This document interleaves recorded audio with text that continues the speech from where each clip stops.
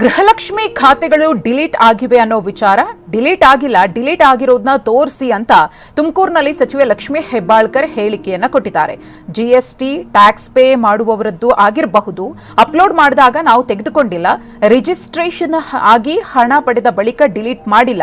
ಎಲ್ಲಾ ಜಿಲ್ಲೆಗಳಿಗೂ 11ನೇ ಕಂತು ಹಣ ಬಿಡುಗಡೆಯಾಗಿದೆ, 12 ಮತ್ತು 13ನೇ ಕಂತು ಸದ್ಯದಲ್ಲೇ ಬಿಡುಗಡೆ ಆಗುತ್ತೆ ಎಂದಿದ್ದಾರೆ. ಆ ಮೂಲಕ ಗೃಹಲಕ್ಷ್ಮಿ ಖಾತೆಗಳು ಡಿಲೀಟ್ ಆಗಿವೆ ಅನ್ನೋ ವಿಚಾರಕ್ಕೆ ಸಂಬಂಧಪಟ್ಟಂತೆ ಎದ್ದಿದ್ದ ಸುದ್ದಿಗೆ ಸ್ಪಷ್ಟನೆಯನ್ನ ಕೊಟ್ಟಿದ್ದಾರೆ.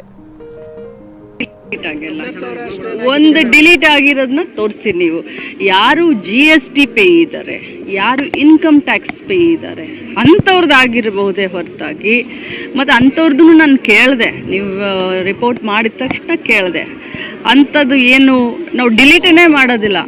ಏನಾಗಿದೆ ಅಂತಂದರೆ ಅವ್ರನ್ನ ಅಪ್ಲೋಡ್ ಮಾಡಬೇಕಾದ್ರೆ ನಾವು ಅವ್ರನ್ನ ಒಳಗಡೆ ತಗೊಳ್ಳೋದಿಲ್ಲ. ಅಪ್ಲೋಡ್ ಹಂತದಲ್ಲಿನೇ ಅವರು ಡಿಲೀಟ್ ಆಗ್ತಾರೆ. ಅವರು ಆಗಿ ಅವರು ಹಣ ತಗೊಂಡು ಆಮೇಲೆ ನಾವು ಡಿಲೀಟ್ ಮಾಡಿಲ್ಲ. ಅವರ ರಿಜಿಸ್ಟ್ರೇಷನ್ ಮಾಡುವಂಥ ಸಂದರ್ಭದಲ್ಲಿನೇ GST ಮತ್ತು ಇನ್ಕಮ್ ಟ್ಯಾಕ್ಸ್ ಪೇಯಿಗಳ ಹೆಸರು ಡಿಲೀಟ್ ಆಗ್ತದೆ. 11ನೇ ಕಂತಿನ ಹಣ ಬಂದಿದೆ ಅಂತ ಎಲ್ಲ ಜಿಲ್ಲೆಗಳಲ್ಲಿ 11ನೇ ಕಂತಿನ ಹಣ ಬಂದಿದೆ. 12 ಮತ್ತು 13ನೇ ಕಂತಿನ ಹಣ ಈಗ ಬಿಡುಗಡೆ ಮಾಡ್ತೀವಿ.